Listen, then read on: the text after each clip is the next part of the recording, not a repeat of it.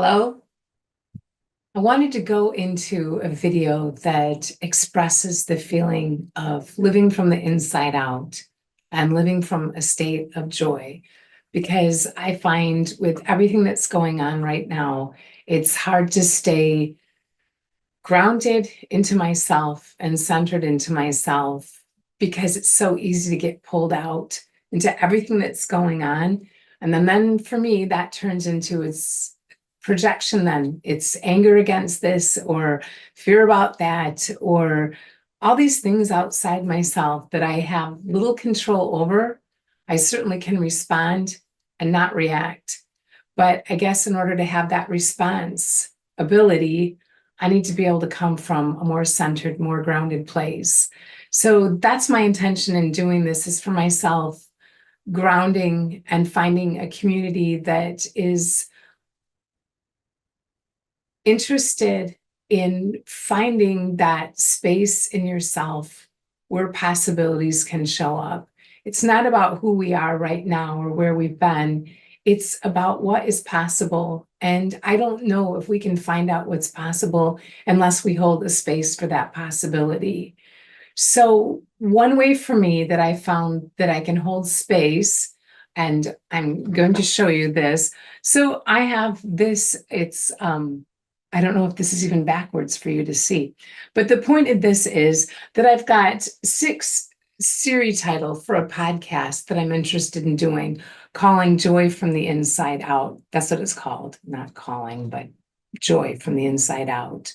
And that's kind of the understanding of it. So, in my wild wanderings of things, one of the things that I found insanely helpful is following a cycle. Because when I'm following a cycle repeats. And you're not on a linear timeline then where there's here and then there's some result or goal at the end. It is more like the farming cycle. You have seeds that you plant. You know the seeds that you want to plant because you understand the crop that you want to harvest. And there's all sorts of things that can happen in that cycle, like pruning, like watering, like nurturing, like feeding. And there's an attentiveness to your own growth that can happen in a cycle that is very hard to do if you're constantly projecting out in the future and going in a linear fashion. You don't come back to things, you don't sit with things. And I think this deep idea of inner joy and a presence and a strength is the ability to come back again and again and again to yourself and sit with yourself and wonder, why am I angry about this? Why does that person make me feel off center? What can I do to become a strengthened individual in my own being, in my own self, and not having all of this chaos impact me where I literally lose my mind or I lose my ability to respond and I become reactionary? Because to me, that closes off any kind of creativity. And for me, it's all about keeping that creative channel open so that your heart can come out, so that you have that quietness where your soul can speak to you, to where that you know that you are on the right path and doing the right thing at the right time. Do you make mistakes? Of course. But in general, you come back to a centering that is about centering around yourself and your values and how that interacts and impacts other people, because we're part of the world. We can't not be. We are a self involved in a world. And so it's reflective and it's reciprocity. And a cycle really helps bring that in. So one thing that I've done in the world of cycles is this. This is the lunar cycle. So the sun is here, the earth is here, and tomorrow the moon will be here, a new moon, because the sun is shining directly on that moon. It's between the earth and the sun, and so we can't see it. And that's why it's a new moon, because it's invisible. So the new moon is happening on Wednesday, October 2nd, which is tomorrow, 2024.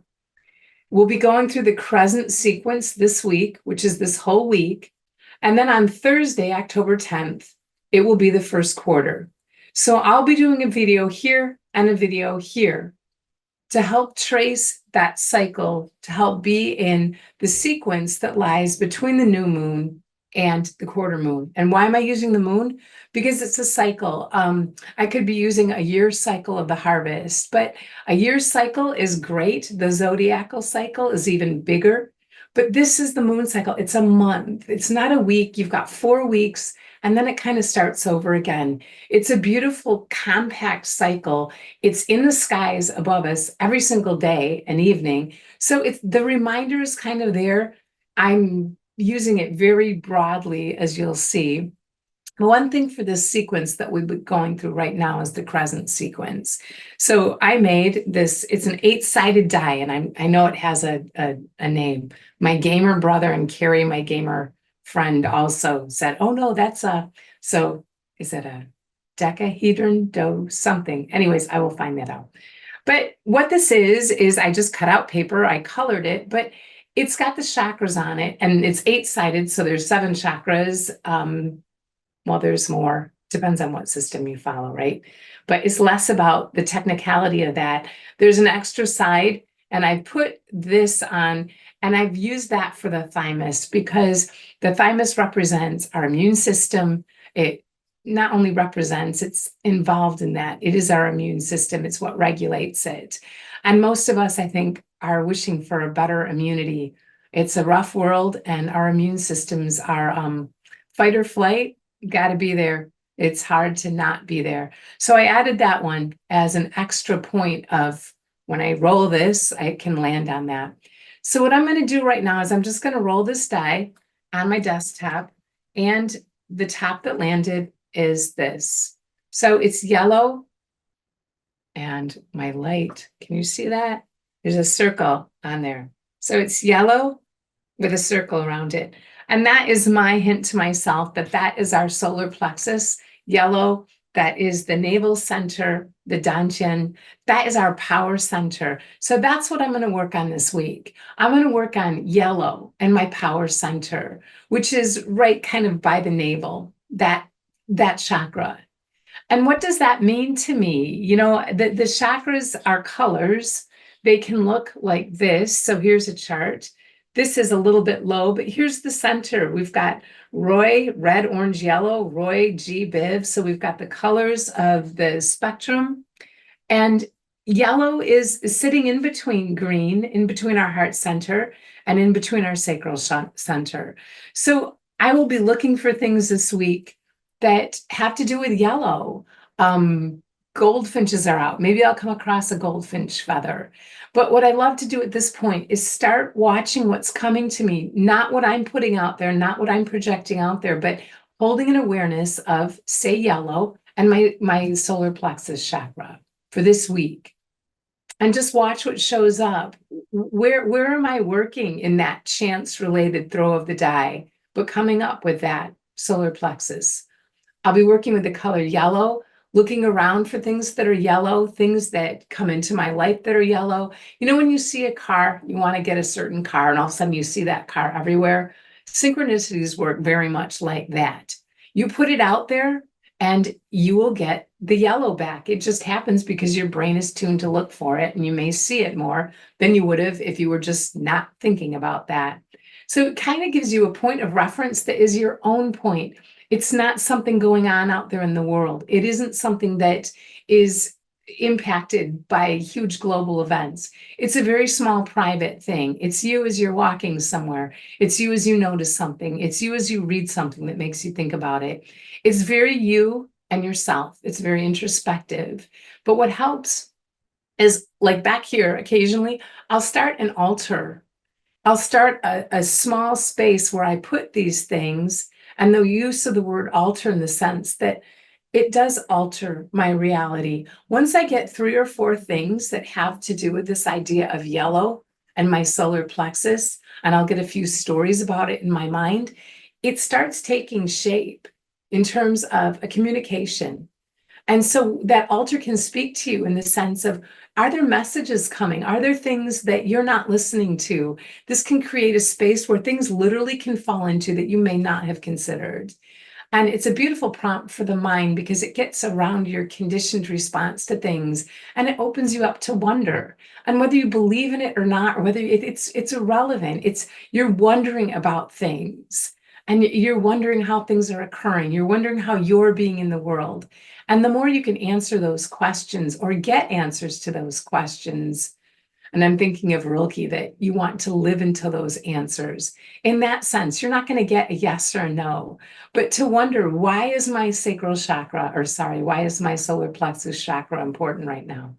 It's my energy center. Maybe I'm not putting energy out. Maybe I need to pay attention to that. These are the kind of questions, open-ended questions. They don't necessarily have a right or a wrong answer. But in things coming to you, your brain will put things together in a different way. And you may get answers that surprise you. And this is kind of the idea behind any kind of divination, is that things are coming in that may or may not have meaning to you, but you're prescribing meaning to them. And if they become meaningful, a lot of times then you can develop a story about them. And in that story, you may find yourself in a way that you didn't find yourself before. So that is what I would like to do. I'm looking at this, and now I'm on call to action because it prints things out this way. I wanted to have these specific things, practical tips, all of this. But so my call to action on this is, how do you have that interaction with your own sense of joy? And I think when you hold that as the intention, the concept, and then you're looking into this, it's going to come up that way.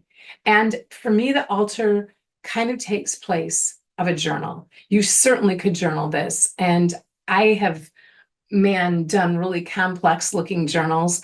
I started this as a journal page, but it's so well drawn. I mean, in the sense that it's so defined, it becomes sacred in itself. And I didn't want to write on it. And don't do that. Just get a piece of note paper.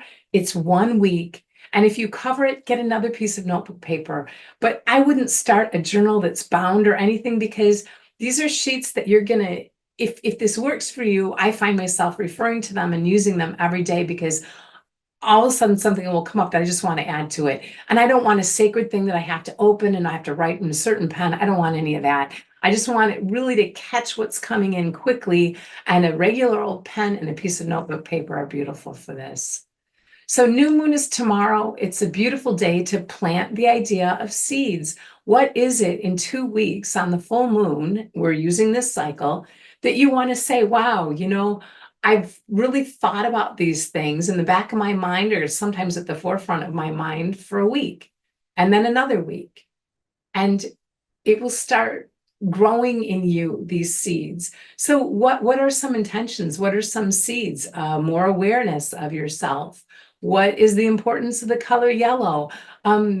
Seeds that don't necessarily have a fruit that you can see right now, but are leading you in the direction. This is all about setting, that the velocity. This isn't about speed right now. This is about, where are you headed? What are the things around you that you could pull in and name as seeds, things that you would like to see come into fruition in 2 weeks? So I will be checking in the end of a week, which will be the first quarter moon. And then that starts a whole nother sequence. It starts the waxing gibbous sequence, which has a whole nother set of information that can be added. But for right now, we're doing that journey, kind of looking into colors, the chakras, and kind of setting that inner state of who we are as we observe the world, and where we ourselves would like to see ourselves in 2 weeks. That's it. Thank you. And I'll put this up on my YouTube channel, and I'll see you in a week. Namaste, and good luck and blessings.